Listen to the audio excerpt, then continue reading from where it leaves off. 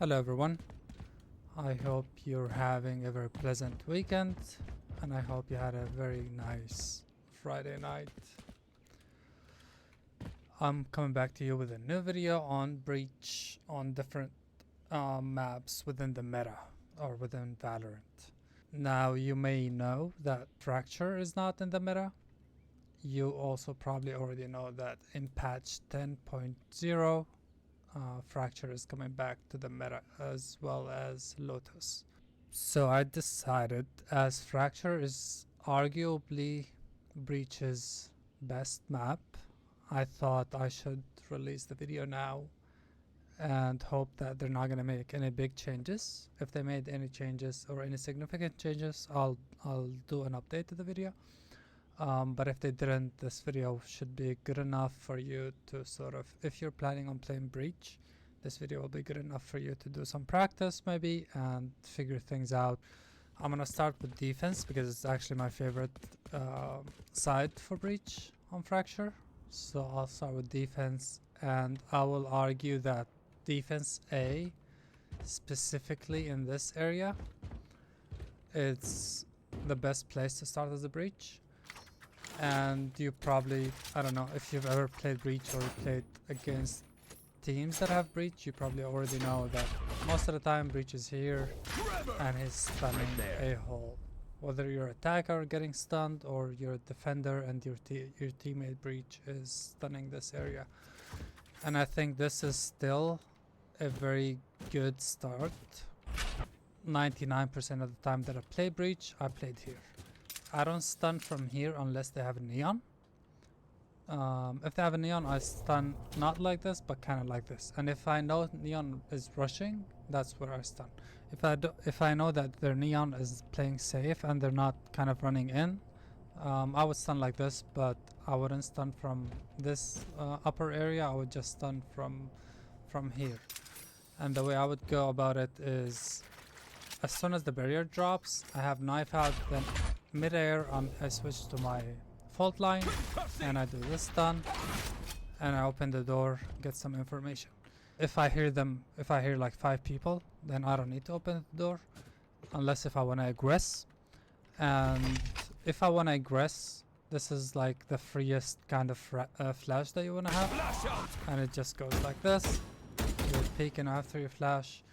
What I would do as well is, if I know that they're rushing, for example, let's say they have a chamber, they have a jet, and they have other agents that have movement ability and they can be a bit aggressive, and they can be here by the time I stun.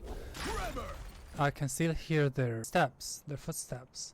And so if I hear that, then I would actually do this aftershock right here. So if they're stunned and they're trying to play aggressive because they can run away, the aftershock forces them to run this way or go forward while they're stunned, so their movement ability is kind of limited. So if they're running this way and I have my jet right here with an op, or I have my chamber here with a rifle, this guy running this way stunned is at a disadvantage, and the aftershock is actually massive. Like the kind of, it gets you all the way in here, right? So they have to go all the way back here, and as they're crossing, my teammate has a timing to get a free, not a free fight, but an easy fight, because this guy, if this guy stops to take the fight while they're stunned, let's say they get a bit lucky or they're actually good at the game and they can still one tap you while they're stunned, if your teammate hits them for like 80 or 70 or something, the aftershock is gonna hit him for 80 for sure. If the aftershock hits once, that's 80 damage, so they're dead anyways. So they have to go all the way, and I don't think anybody's gonna stop here to take the fight because they're taking damage from the aftershock. So that's an easy kind of way to force people that are aggressing off this angle. And if they decide, like they tuck in like this and they decide to go in like here, that's where your flash comes in. You can still hear footsteps. They're not walking, they're running while they're stunned, because if you're walking and you're getting aftershock, you're just dead. And you can still hear their footsteps. So when you know that Right there. there's a person Right here there. or here somewhere, then just flash in here, peek like this. Right there. People here are flashed or they're dodging the flash or something. So you have a timing on this person who's tucked in here to actually get an easy kill and fall back, and you still have a second flash. I would use all my utility on this area if I need to. If I know the enemy team is still trying to take this space, I would use all of my utility to force them out and try to get picks. And I have teammates there. here as well for support. Sometimes I play with teammates there. that go all the way in here silently, so I keep my second flash, and I tell my teammate to play anti-flash or not peek. Right there. I ping where I'm gonna flash, and then so I don't flash my teammate, and I wait for noise. As soon as I hear like there. noises here, flash. My teammate is there. picking this. I'm picking this. My teammate there. gets this kill. I get this kill if there are people here, and we fall back. By this time, I might have my stun regenerated, or maybe not. If not, then I'm just holding, and my teammate has contact, or I have contact and my teammate is holding. So my teammate peeks off my contact right here, and there. we get a kill here, or maybe even more than one kill, and fall back. What I would do more, let's say we're on a bonus round or we're on an eco round, there is a very strong line for breach here to be aggressive, and you can do this on your own, but preferably you wanna have one teammate with you, or two maybe. Maybe one is good enough. I mean, honestly, I would do it on my own. I wouldn't ask any teammate, because if it's a round that we don't expect to win, then it's fine. I would go in as like a sacrificial lamb, try to get some picks. If it works, it works. If it doesn't work, then my teammates maybe have a chance. But if a teammate goes with you, that's fine as well. What I would do is just stun right away, knife out, aftershock, and I'm not stopping, but I'm stopping here just to show you. I'm aftershocking this angle, and as soon as this is shocked, flash here, and then this flash is very good. Or you go up, stun, aftershock, flash here, and then flash here. These flashes are are for when you have a teammate, right? So you're not flashing this. Your teammate is already running this way, and they don't see anybody, right? They're stunned. They're not trying to be aggressive because you're stunned very quickly. So as soon as these people are stunned, you're running, and then your teammate is already behind you, so you flash this in case they're playing here. Your teammate has a free fight, and then you second flash for this person right here. If they didn't die to the aftershock, if they were here and they don't die to the aftershock because it's not perfect angle from where you're throwing it, there's a pixel they can hide. So if they were here and they didn't die to the aftershock, they're running back because they got flashed, and then second flash, and this person is just like screwed. Just kill this person. Alternatively as well, like it's kind of like there are too many options, and it's based on the information you have. Right? So you can do a lot of different things. This is one of the things. I would go like this. See, I peeked at the same time with the aftershock, so this guy that's hiding here, I can see them before they can come back. I can kill this guy, and then I have my second flash, and it goes here. Right there. This flash basically gets everybody, and unless if you're like here, yeah, you probably don't get flashed if you're here, but still, like this is a very nice flash. It basically allows you to aggress a bit further and try to get another pick. If your teammate or if you got one pick here, and you know that there are more people, you can hear footsteps, they're running away. Just do this flash. A lot of the time I would find somebody here. Sometimes they would be just like in the open, flash. They don't know what the fuck they don't know where the fuck they are.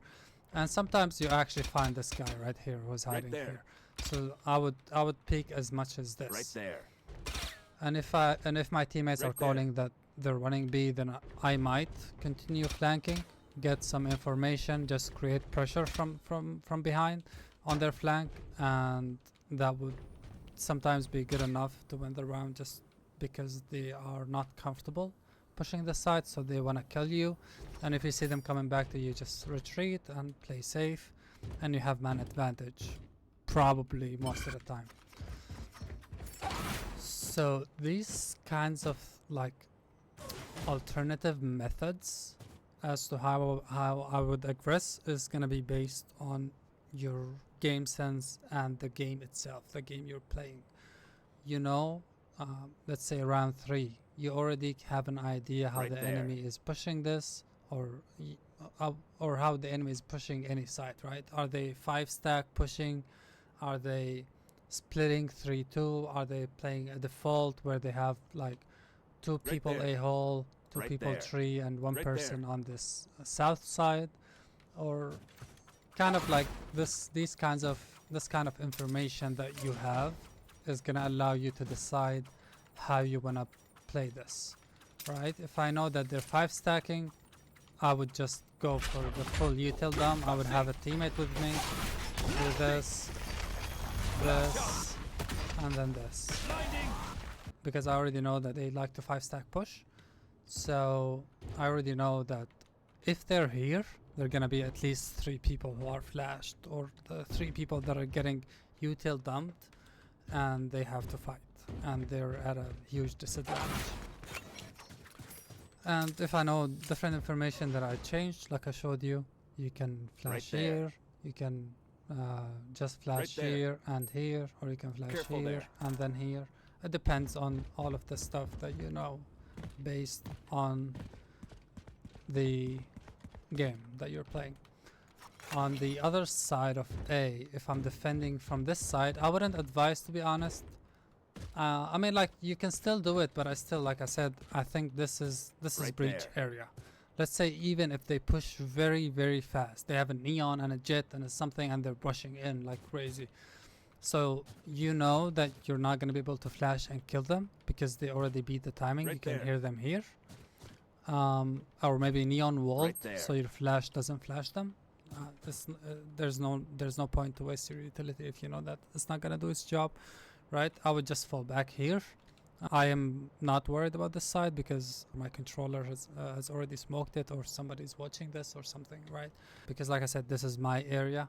If I know that they already pushed up, I'm playing here and I'm playing on sound. If I hear the door open, then after about like half a second from the door opening, or maybe 1 second, depending on the agents they're running and depending on the sounds they're making, if I hear them running in, the sound of sand is different than the sound of like this whole area, which is metal. So if I hear the sand, then I have my flash like this, and it's a bad flash, obviously. It's been a while. I haven't played Fracture in a while. I mean, it's been out of map rotation for, I don't know, 8 months or something. Anyhow, this flash, you can see it on the minimap, so you can always flash, and then a lot of the time I would find somebody here, or if they're really running fast, I would find a jet or somebody flashed and running this way. So I'm shooting this guy and then taking this and falling back. And I immediately have my second flash because I expect somebody to make a mistake and run after the jet. I would expect them to aggress and try to get a refrag. As soon as I hear somebody else, second flash, and honestly it's just free. You can always also have an aftershock that sits right here. So if somebody pushed, nobody can follow them, and you're just chilling here. So what you can do is aftershock and then flash this. And you're flashing this because the timing has already passed and this person is probably already here if they're running fast, right? So it all depends on what you hear. The rest of the team can't follow the person or the 2 people that have already pushed out, and these people are flashed 90% of the time because they're peeking into like the whole site, right? And they can't like play anti-flash and run like this, right? And if they're here, if they're still here, then maybe they can play anti-flash, or they can like dodge your flash very quickly. To defend this side, I will start with the aggressive kind of plays, and then I will go back to the passive plays. The aggressive play is very obvious. The barrier drops around here, and you have your flash out even before the barrier drops, and you're waiting, right? If they're not making noise, I'm probably waiting 3-4 seconds, and then flash, peek. I don't see anyone. I got good information for my team. I'm jiggling this, jiggling that, making sure they didn't cross there, and just getting information on this side. If my teammates are calling something, then I would rotate. If I know, for example, 4 arcade or 4 arcade main or something, then I don't have to worry about the lurk. It's not my job to sit and hold, wait for the lurk to kill the lurk. It's my job to kind of go back and help my teammate take fights, help delay the enemy team from executing and that kind of stuff. If you wanna like double down on this and you have a teammate with you, flash here, take the fight, and then second flash here, take this person, peek here, and you're always checking this as well as this.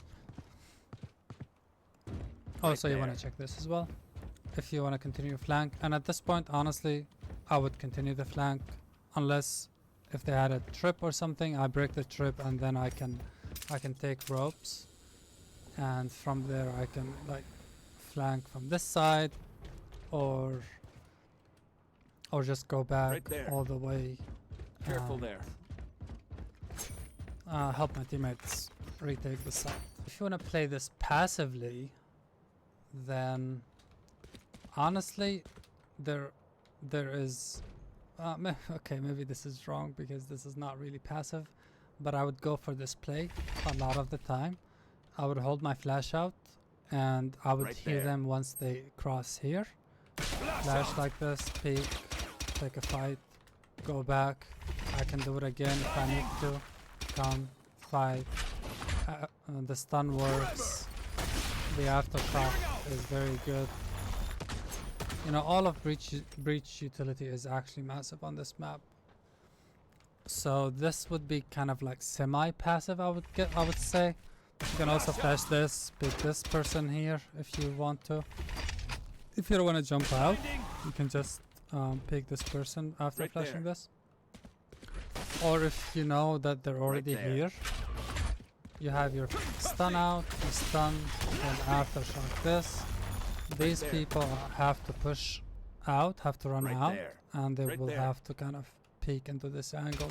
So maybe you get a free kill here as well. The same concepts apply here. If you're playing from the side and they're rushing from A main, you have your stun out, and it's amazing because you stun the whole line. Stun here, you can aftershock left, or you can aftershock right, or you can do this, stun, flash, aftershock, fight.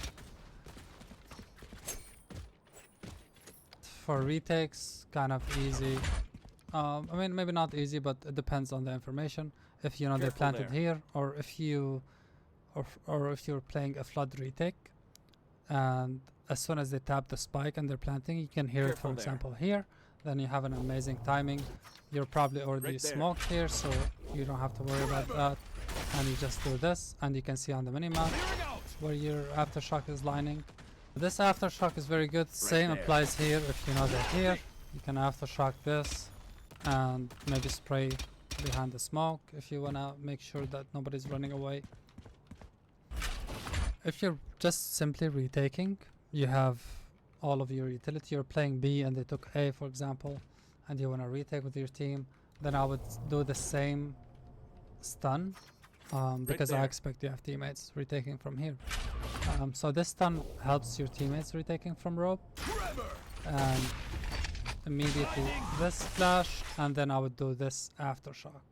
Actually, yeah, this, and it's kind of like abusing the nature of breach utility or breach aftershock, because this does damage top and bottom, right? So if you're hiding top side or bottom side behind this or behind this, you're still taking damage, and you have to run away. You have to peek into my team, right? And if you're here, I've already flashed for my teammates.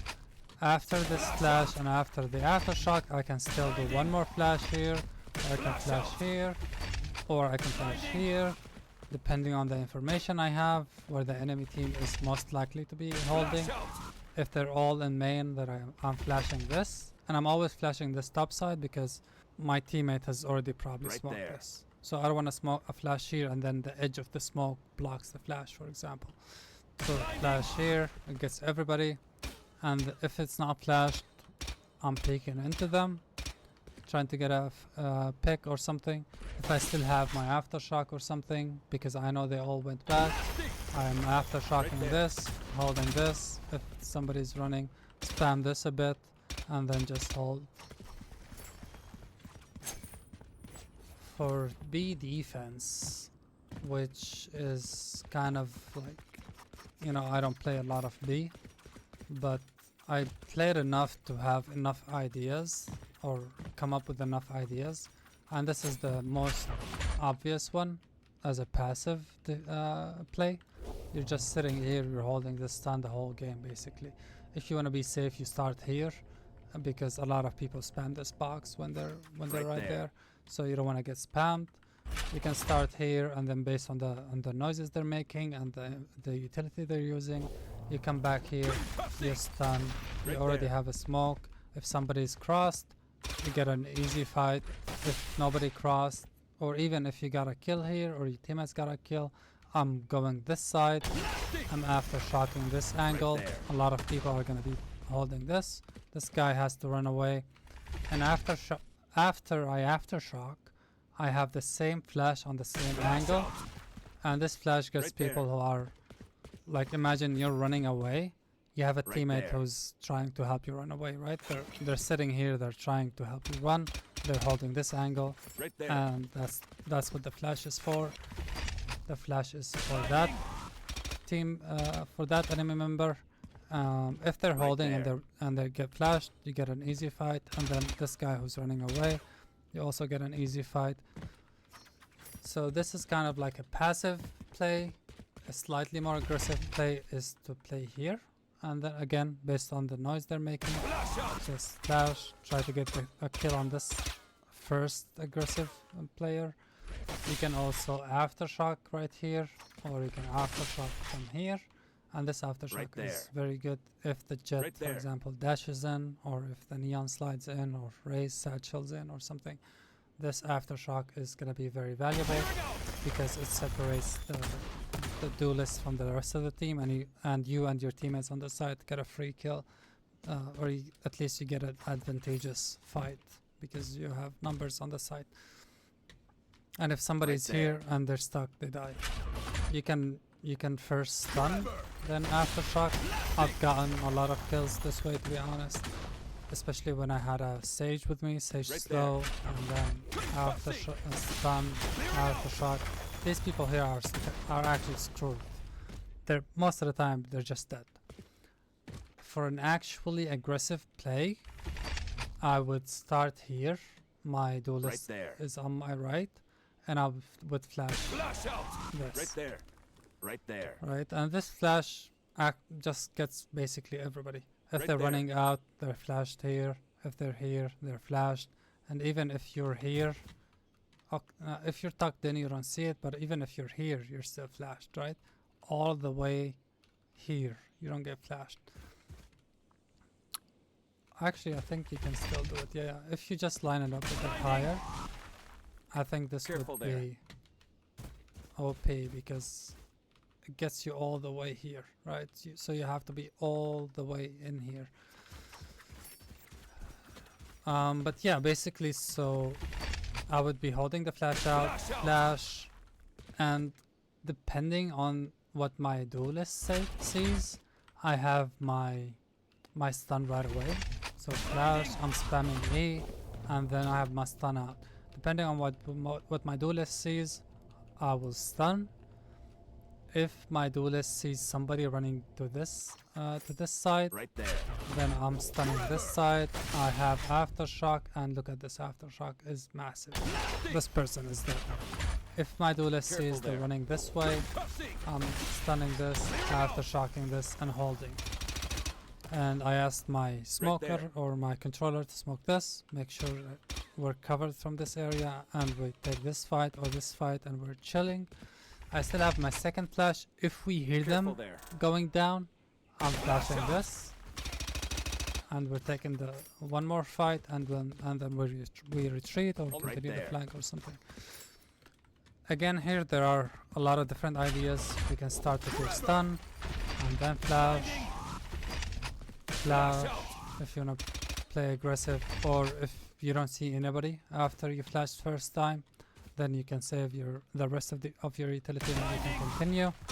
Take this fight here and continue all the way. If your teammates are calling either A main, you can still help your team, and you can do a lot even on the flank as a breach. On the arcade side, I forgot actually the names of the callouts on this map. On the arcade side, I would play a lot of different stuff. This is decent, I would say, because this has this kind of like flash line, right? And it gets everybody who's picking this area. If I have a teammate playing here, for example, taking contact, I wait for their contact, I flash, and I take the fight. Or I can just have my stun line ready or my fault line ready, and as soon as I hear them making noises, I stun, take this fight. I can flash deep if I have a teammate running in, taking information or trying to take the orb, for example. I would probably go with my teammate in that case, to be honest, but that's an option. You can support your team and then go back, for example, if they say, hey breach, please help me flash this for me, for example. So you can flash, go back and play on B main, finish this, take a fight, right? That's always an option, and it's decent. Kind of like, I like this position because from here I can stun this, I can aftershock this, or I can stun this, right? If I know they're running in, I have a great stun line here or fault line, and same stuff applies, right? I can flash this if I know they're already in. The people here stun, the people hiding here are aftershock. So you know, there are a lot of different things that you can do from that spot. You can also drop, and I've played this, so I would drop and just crouch, hold my flash out. If I hear noise, I can flash on noise. If I don't hear noise, then I'm just timing it and then flashing for like a few seconds and seeing if anybody's flashed, then I take the fight. If nobody's flashed, then I take the orb and fall back. This is also a decent position to play on a breach, and this is mainly a team position, right?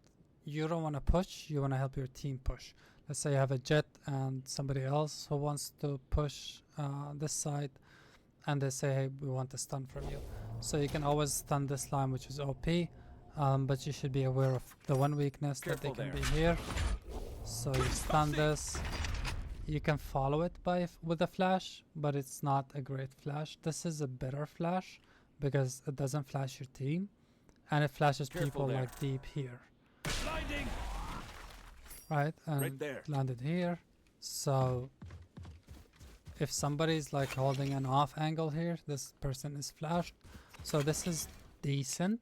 The way I would do it is play from here, stun, knife out, and then look at this aftershock and flash. If I know they're here, right? I'm playing a bit more aggressively and I'm going with my team even if they don't ask for me to come with them, because I like to guarantee that if players are here, I want them dead. So I'm playing different line that gets a good stun, aftershock, then flash. Right?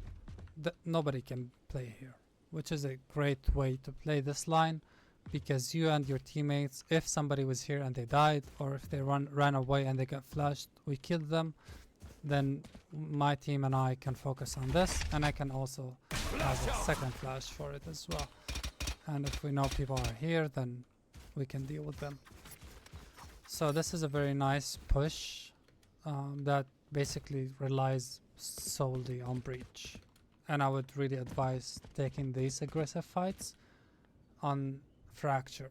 This is a map where if you play passive as a team and you don't take Careful there. arcade, you don't take B Careful main, there. you don't take A Careful hall, you don't Careful take there. Bish, you're just lost. You've just lost the game. You're never gonna win Fracture unless you play aggressive and you coordinate with your team.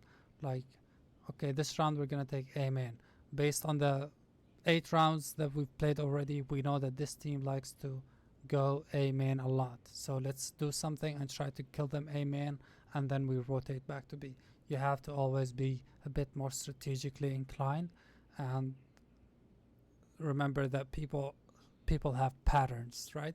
So people like to repeat patterns unless you break those patterns for them.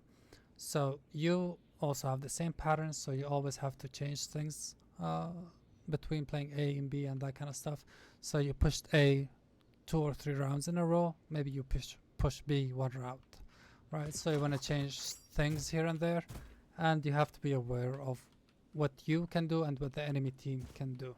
If they have a breach, that makes your job a bit more difficult, but you can still adapt and realize that their breach is doing this, so I can counter it with that. And with that said, I'm making this video into a 2-part video because I realize it's gonna be a long video, since there are a lot of good ideas that I wanna share, or a lot of ideas. You can judge whether they're good or not. For me, everything that I've shared is something that I've done myself, and I've gotten good value from it. So part 1 is defense, and next part is gonna be attack. This part,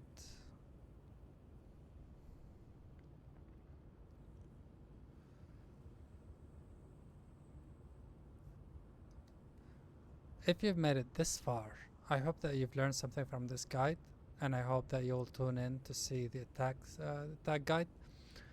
And I will say, please, if you're watching this, please subscribe. No pressure. Turn the notification bell off. It's fine. I'm not gonna spam you with any notifications. Regardless, I'm not gonna be doing a lot of content. I'm not a content creator. I have a full-time job, but I'm doing this on the side just for fun. And as somebody who spent a ton of hours playing this game, I thought maybe I would share something that might help somebody who's just starting to pick things up and kind of build on top of those ideas. I hope that you'll be able to show me someday something that you create. And the subscription actually is not mainly just because I wanna make money. Honestly, it's for a weird reason, YouTube limits your ability to add the markers or the chapters in the timeline unless if you have 1,000 subscribers. And I realize that's a lot of people, but it doesn't matter, right? If you subscribe, then we can try to build on top of those things, and hopefully we get 1,000. I really genuinely just want to make the videos. I know these are long form videos, so I just want to make them more consumer friendly or more viewer friendly, so that you don't have to go to the description to go back to a certain part that you want to rewatch. You can just do it on the live feed, and you can just do it on the timeline that you see in front of you. And I think that's more consumer or viewer friendly.